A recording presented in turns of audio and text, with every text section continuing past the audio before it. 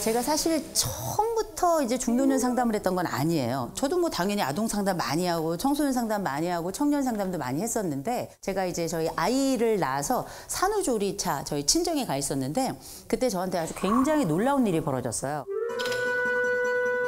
새벽 1시 반이 됐는데 갑자기 저희 집 친정집 문을 누가 막 두드리는 거예요.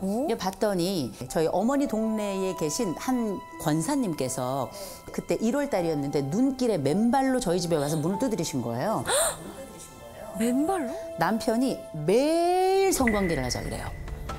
매일 성관계를 하자 그러는데 문제는 뭐냐면 이 남편이 이 아내가 성관계를 응하지 않으면 매일 때리는 겁니다. 이 권사님 81세셨고요. 남편 82세셨어요. 옛날에 그 이제 연탄을 그 집이 떼고 있었는데 연탄 그 집게 있죠? 그거 가져다가 때리는 경우도 있었고. 어머. 그날은 안 한다고 이야기를 했더니 이 남편이 밖에 나가서 장작을 들고 온 겁니다. 장작을 들고 들어와 가지고는 이제 두들겨 패기 시작하는데 이날은 맞았다간 죽을 것 같더래요. 그 눈길을 신발도 못 신고 뛰쳐 나온 거예요. 그 쩔뚝이면서 거의 한 2km 가까운 거리를 뛰어서 그 새벽 1시에 와서 문을 막 두드린 거예요. 저는 그때까지만 해도 노인들의 삶이 이렇게 힘든지는 몰랐거든요. 이분들을 도울 분들이 있을까, 기관이 있을까를 찾아봤어요. 찾아봤더니 아무 데도 없는 겁니다. 그래서 제가 뭔가 필요한데 그 역할이 필요하다고 생각하는데 아무것도 없다? 그러면 그 일은 내가 해야 되지 않겠나. 그런 생각이 들어서 이때 한국노인상담센터라고 하는 이제 센터를 제가 열었어요. 딱 열었거든요. 한 명도 안 와요.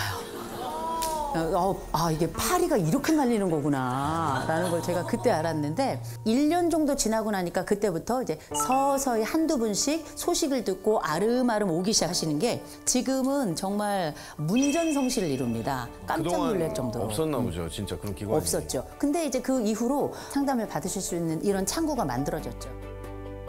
사실 우리가 살아가며 어떻게 우리의 삶을 만들어갈 것인가 또 어떻게 이 삶을 보다 낫게 만들어갈 것인가를 늘 고민하게 됩니다. 그렇게 살아가는 동안에 좋기만 하면 얼마나 좋겠어요. 그러나 인생은 그렇게 호락호락하지 않고 이혼도 날마다 꿈꿉니다.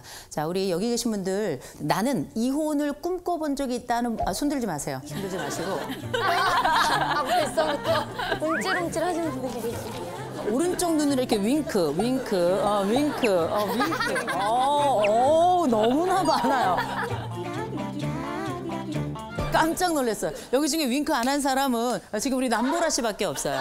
그런 것 같아요. 결혼한 지 한 달 뭐 약간 됐기 때문에 전 너무 좋죠. 아직 뭘 몰라서 그래요. 네. 자, 그런데 아까 제가 잠시 말씀드렸던 것처럼 그 결혼이라는 게 만만한 과정은 아니지만 이혼도 참 험한 과정 아니겠습니까? 그런데 결혼식은 어떻게 하냐면 많은 사람들에게 굉장히 공개적으로 합니다. 그러나 살다가 이혼은 항상 몰래 해요. 말 안 하고. 그래서 물어보면은 갑자기 어느 날 재수 씨한테 안부 전해줘 하면은 아니야 라고 하는 친구들이 진짜 가끔 술자리에서 있죠. 이혼이 우리가 조심해야 되는 이유는 뭐냐면 결혼은 둘이 하지만 이혼은 가족이 하는 거예요.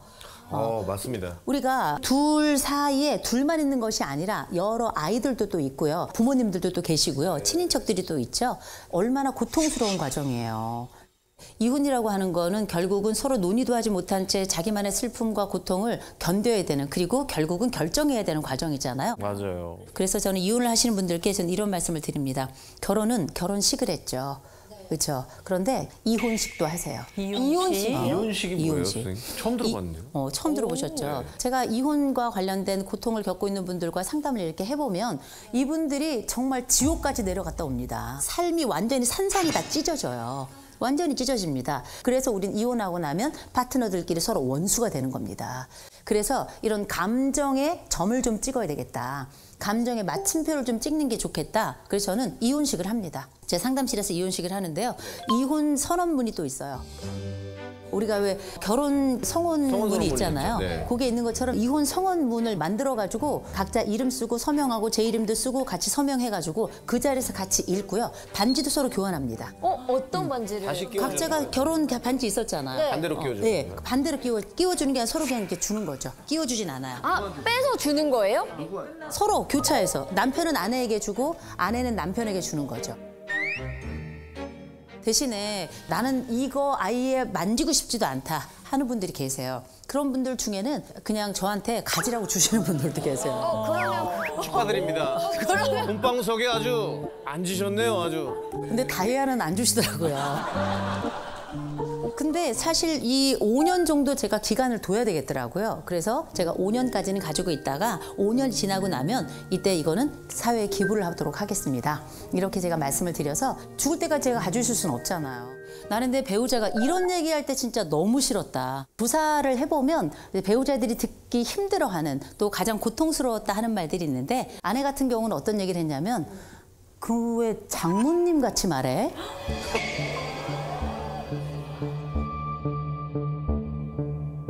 또 한 가지는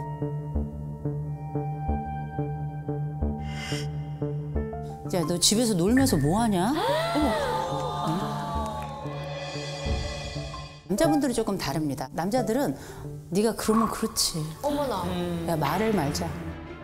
이거 굉장히 무시하는 얘기예요. 그 존재를 순간에 날려버린 이야기거든요.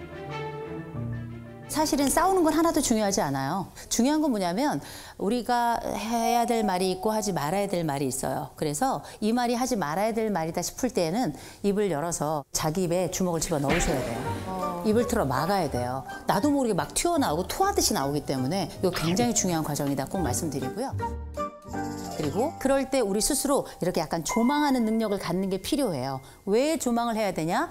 조망을 해서 시간을 두고 어떤 말이 불편했나 생각해 보게 돼요. 또 내 파트너는 내가 했던 말 중에 어떤 말이 불편했었을까? 이런 생각도 꼭 해봐야 되겠죠. 우린 꼭 내가 상처받은 것만 기억나니까. 그리고 이 사람의 최악인 지금의 순간도 있지만 이 사람의 기여점도 있어요. 이 사람이 잘했던 지점도 있고 못난이 지점도 있고 이런 평균값을 쭉 내봤더니 이 사람의 평균값이 나쁘지 않아. 그러면 이 사람하고는 살만한 거예요. 그러니 여러분 스스로 어떤 상황이 닥쳤다? 그럼 이 지점만 생각하지 마시고 이 사람의 평균값을 기억해 주셨으면 좋겠고요. 대신 그 평균값을 낼 땐 여러분의 평균값은 어떤지 생각해 보셔야 돼요. 나라는 사람이 잘했던 건 뭐고 나라는 사람이 최악인 지점은 어떤 걸까? 이렇게 생각을 해보잖아요. 훨씬 나라는 사람에 대해서도 조금 더 진중하게 생각하게 되고 내 배우자에 대해서도 좋은 지점을 발견하게 됩니다. 평균값을 꼭 기억하실 것. 자, 그러면 우리가 알고 있는 이 40대는 어떤 나이이기도 하는가? 이혼율이 가장 높은 나이이기도 합니다. 와, 40대가. 그래서 2023년 통계를 기준으로 봤을 때 남자는 40대 후반이 제일 많더라. 여자는 40대 초반이 제일 많더라. 자, 그러면 이혼은 왜 할까요? 행복하려고 결혼했는데 행복하려고 이혼한대요. 아, 그럴 수 있겠다. 내가 이혼하면 좀 그래도 숨이 쉬어질 것 같아. 지금처럼 최악이진 않을 것 같아서 그래. 이런 얘기들 하니까요. 네, 맞아요. 40대가 정말 이혼을 하는 이유를 가만 생각해 보면 성격도 있고 뭐 세상에 5만 가지 우리가 이혼할 사유는 널리고 널렸습니다. 그럼에도 불구하고 제일 먼저 역시 돈입니다. 제가 이 돈 문제와 관련해서 했던 그 상담 사례에 이 40대 부부가 다른 문제 다 괜찮았어요. 근데 무슨 문제가 생겼냐면 이 남자가 게임을 해요. 아, 그런데 요즘은 게임머니라는 게 있더라고요. 그런데 이게 다 소액 결제였던 거예요. 소액 결제가 적을 때는 한 4, 50만 원, 많을 때는 정말 많을 때 250만 원까지 갔어요. 그러니까 평균 한 100만 원 선이 계속 나간 건데 각자 맞벌이를 하니까 또 각자 돈 관리를 하니까 또 공동으로 내야 될 돈만 함께 내서 했기 때문에 잘 몰랐어요. 근데 이걸 이제 어떻게 이 아내가 알게 됐냐면 나중에 이제 대출을 받아서 집을 이사를 가게 됐는데 이 대출을 하는 과정에 이 남편이 매달 이렇게 나갔다는 걸 아내가 거의 한 10년 만에 알게 된 거예요. 나중에 이걸 쭉 살펴봤더니 거의 한 1억 가까이 돈이 나간 겁니다. 아이고, 그 돈을 10년이면 모았으면. 그치. 아이고. 근데 이게 이 아내 한 400 벌어요. 이 남편 한 250 벌어요. 근데 한 달에 자기 250 버는 것 중에 100만 원을 게임머니로 쓰는 게 말이 안 되잖아요. 근데 이렇게 한쪽에 소비가 너무 많아. 아내가 옷을 사고 또 사고 또 사고 또 사고 또 사고 또 사고 또 사고 또 사고 또 오늘 아침에도 샀다. 그렇게 사놓고 입을 옷이 없다고 하는 건 뭡니까? 입을 옷이 없어. 아니 없는 건 사실이에요. 근데 생각해보면 소비하는 거 상관없어요. 문제는 우리 집의 가정 규모를 넘어서는 경우예요. 내가 가지고 있는 상황을 전혀 파악하지 못하고 이걸 그냥 무작정 쓰는 거 아니겠습니까? 이런 경우에는 서로 합의를 많이 보셔야 돼요. 전체 우리 규모가 얼마나 있고 그리고 공동가계부 쓰시면 되게 좋아요. 그러면 눈치가 보여서 쓸 수가 없어요. 눈치가 보여서. 그러나 이 사람이 원하는 만큼은 아니지만 이 사람이 뭘 써도 괜찮은, 그래서 필요한 소비를 정말 적절하게 할 수 있을 만한 이 사람만의 용돈 공간을 좀 주셔야 돼요. 그래서 이 사람의 용돈을 딱 정해놔서 이 범위 안에서만 쓰도록 하는 거, 이런 것도 좀 방법이 될 수 있겠죠.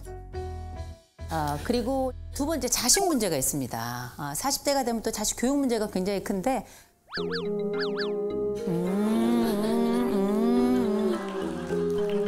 항상 부딪히는 게 딱 한 가지 있는데 훈계에 대해서 좀 분육에 대해서. 저는 이제 잘못된 행동이 보이거나 남에게 피해를 준다거나 뭐 이런 게 있으면 저는 이제 혼내는데 이제 저희 아내는 혼내는 것보다 칭찬이 훨씬 더 아이한테 효과가 커라고 이제 말로 타이르는 방법을 막 유도를 하는데 네네. 머리로는 알겠는데 마음은 이제 너무 답답하고 막 보고 있으면은 막 우라통이 터지고. 그렇죠. 저는 되게 어린데 영어를 시켜야 되고 뭐 영어 유치원을 보내야 이런 생각이 있었거든요. 왜냐면 네네. 주변에 다 그렇게 얘기를 하고 지금 해야 된다 얘기를 하니까 네네. 저희 남편이 그 얘기를 하더라고요. 아이의 인생을 부모가 결정해주지 말자. 그러니까 저는 좀 약간 남편의 의견에 많이 따르는 편인데 그것만은 제가 못 따르겠는 거예요. 왜냐면 뒤처지는 것 같으니까. 이제 집집마다 다 똑같은 얘기 생각이 드실 거예요. 그런데 부부가 서로 교육관이 다 안 맞아요. 무게도 다르고 방향도 다르고 또 종류도 다를 수 있겠지만 부부가 서로 안 맞아도 최대한 합의해 가고 협의해 가는 거예요. 항상 그렇습니다. 다 맞지 않는데 어떤 집이 있었냐면 이 엄마가 정말 고학력자예요. 해외에서 학위를 하고 왔어요. 근데 이 아빠도 고학력자예요. 그리고 이제 두 분이 서로 외국에서 만나서 들어왔어요. 이 아빠는 자유주의자예요. 엄마는 교육주의자고. 그래가지고 아이를 어떻게 키우냐면 아침부터 저녁까지 일정을 빡빡하게 해가지고 학원 쫙 돌리고 집에 딱 돌아오면 과외 선생님이 그 뒤로 3명이 더 와요. 심지어 아이가 새벽 1시 반까지 과외를 합니다. 와, 진짜 너무 힘들겠다. 비용도 만만치 않습니다. 두 분이 다 시간 강사를 하는데 두 분이 그렇게 여의치가 않아요. 그런데도 불구하고 대출을 내가지고 아내는 계속 교육을 밀어붙이는 거고요. 근데 남편이 뭐라 그러냐면 아이들이 정신적으로 피폐해진다 이렇게 해봐야, 그러니 아이에게도 숨 쉴 구멍을 줘야 된다. 그런데 아내는 도무지 듣지 않잖아요. 남편은 결국 논의 전혀 하지 않고 학원 다 끊고요. 과외 선생님도 한 명도 오지 못하게 한 거예요. 그런데 아내가 알게 된 거 아니에요. 왜 안 오십니까? 너는 왜 학원 안 가니? 아빠가 끊었어. 선생님, 아버님께서 오지 말라고 하시던데요? 그러니 어떻게? 이 아이들의 모든 미래, 또 모든 계획을 내 남편이 다 망쳤다고 생각을 한 거죠. 이 아내가 완전 폭주한 거죠. 어떻게 했는가? 결국은 남편에게 올라타가지고 남편 목을 졸랐어요. 나중에 이제 정신을 차려보니까 내가 제정신이 아니라는 걸 이 아내가 알게 된 거죠. 그래서 이제 두 분이 같이 상담을 받고 이제 강남에 있었는데 이제 다른 쪽으로 이사를 하고 그다음에 아이 학원 관련된 것들도 정리를 좀 하고 지금은 굉장히 잘 지내고 있고요. 결국은 아이들에게 좋은 것을 주려고 애를 많이 쓰지만 정도껏 해야 된다. 어쩌면 그게 아이들의 미래가 아니라 욕망이 될 수 있다는 것. 무엇보다 기억하셔야 될 게 이 교육에 관련된 이야기를 할 때 쓸데없는 거 끌고 들어와가지고 얘기하면 안 된다. 그래서 당신이 학교를 거기밖에 못 나온 거야. 뭐 이런 거 있잖아요. 진짜 최악이다. 그런 거 있죠. 당신 쪽이 뭘 몰라서 그러는데 이런 얘기. 그건 사실 우리 아이와 관련된 논외의 이야기예요. 그죠? 경계를 잘 설정할 것, 굉장히 조심스럽게 얘기해야 된다. 이런 말씀을 좀 드리고, 그리고 우리가 자녀 문제만 있는 건 또 아닙니다. 또 40대에 또 넘칠 만큼 많아지는 것 중에 하나가 바로 또 이제 외도에 관련된 이야기인데요. 왜 기대돼요? 네. 남의 집 이야기. 이런 외도가 발생한다고 할 때 사실 사람들이 가장 힘들어하는 게 몸의 외도이기는 해요. 왜냐하면 부부라는 건 어떤 사람들입니까? 서로 너와 내가 법적으로 서로 합의된 부부관계를 통해서 다른 사람들과 분리된 또 다른 경험을 하는 거 아니겠어요? 그런데 상대방이 또 다른 사람과 어떤 특정한 관계를 맺었다 생각이 들면 그때부터 그 사람에게 일종의 오염감을 느껴요. 이 사람이 나와의 순전한 관계를 더럽혀서 그 사람과 함께 내가 또 다른 관계를 맺어간다는 게 내가 오염된다는 느낌, 그래서 불결하다. 이런 불결감이 상대방과의 감정도 벌어지게 합니다. 그런데 이것 말고 우리가 또 많이 들었던 정서적 외도가 있죠. 정서적 외도도 놀라울 정도로 몸의 간격을 벌려놓습니다. 왜냐하면 상상의 단추를 눌러요. 그래서 이 사람이 정서적 외도를 넘어서 몸의 외도까지 했을 것이다라고 암묵적으로 생각을 해요. 그러니까 사실 정서적 외도는 더 상상하게 만들고 상상의 관계를 더 악화시키고 악화된 관계 우리를 완전히 극으로 치닫게 하는 거죠. 그래서 우리는 이 장면을 뭐라고 부르는가? 지옥이다. 이런 지속적인 외도를 하는 사람은 상대방을 태웁니다.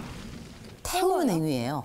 생각해 보세요. 이 한 번의 외도라고 하는 건 단기에 어쩌다가 넘어지듯 일어나는 게 아니에요. 그건 세월을 두고 일어난 사건이에요. 들어간 시간이 있고 노력이 있고 공이 있고요. 그리고 몰래 어떤 관계를 만들기 위해서 했던 그 거짓말의 숫자들이 있단 말이에요. 쉽게 용서하시면 안 돼요. 저는 웬만하면 이혼을 권하지 않습니다. 그런데 그 모든 와중에도 저는 이혼을 해라라고 말씀드리는 경우가 있습니다. 지속적인 폭력이 있는 경우예요. 이 폭력이라는 건 말입니다. 반드시 가속도가 붙어요. 내가 처음에 한번 툭 치는 건 실수일 수도 있겠지만 맛보기일 수도 있어요. 그래서 간을 보는 거죠. 내가 이를 이렇게 다뤘을 때 쉽게 넘어가고 오케이를 해? 다음번은 어떻게 조금 더 강도를 높여보겠죠. 그 다음에는 어떻게 미는 것을 넘어서 뺨을 한번 때려보겠죠. 그 뺨을 때린 다음엔 또 다른 주먹이 나가겠죠. 쉬운 용서는 곧 이어 또 다른 폭력을 바로 빠른 속도로 불러오게 됩니다. 그래서 우리가 이렇게 하는 용서를 뭐라 그러냐? 값싼 용서라고 부르는 거예요. 값싼 용서. 이 값싼 용서는 그야말로 우리가 값싼 은혜를 베푸는 것과 똑같은 거거든요. 함부로 용서하시면 안 됩니다. 지속적인 폭력이 나타난다. 이건 사람하고 사는 게 아니에요. 범죄자하고 사는 거잖아요. 그 피해자 몸의 상처는 이 심장뿐만 아니라 심정에도 멍을 내게 돼 있는 거예요. 그래서 잊지 마시고 지속적인 폭력이 이어진다. 이건 반드시 꼭 상담은 받으시되 이혼도 고려하셔라. 두 번째가 중독입니다. 중독은 정말 답이 없어요. 중독은 그게 알코올이 됐건 아니면 그게 마약이 됐건 아니면 그게 어떤 종류가 되든지 간에 잊지 마시고 무조건 치료받아야 되고요. 하나 더 나아가서 이 중독을 앓고 있는 분들 주변에 있는 분들 중에 보면 그분들을 계속 서포트하는 사람들이 있어요. 그 가족들이. 중독을 서포트해요? 그럼요. 서포트한다는 건 뭐냐면 이걸 옆에서 누군가는 계속 돈을 벌어다 주고 생활을 유지하고 그 술을 사다 주고 그렇게 이 삶을 지탱하도록 그 시스템이 돼주는 사람들이 있어요. 이 사람이 나빠서가 아니에요. 세상 천사들이에요. 그러나 이런 사람들을 우리가 뭐라 그러냐? 공동의존자라고 불러요. 공동의존자라는 건 뭐냐면 자기 스스로도 의존자가 됐다는 걸 모르는 거예요. 알코올 중독은 알코올에 의존이 되는 것이지만 공동의존자는 이 사람에게 의존되는 겁니다. 중독의 가장 핵심은 뭡니까? 내가 완전히 사라지는 순간 아니겠어요? 누군가 엄청난 그 중독 상황에 있는 사람을 돕는 그 모든 순간 나는 완벽히 사라지는 거거든요.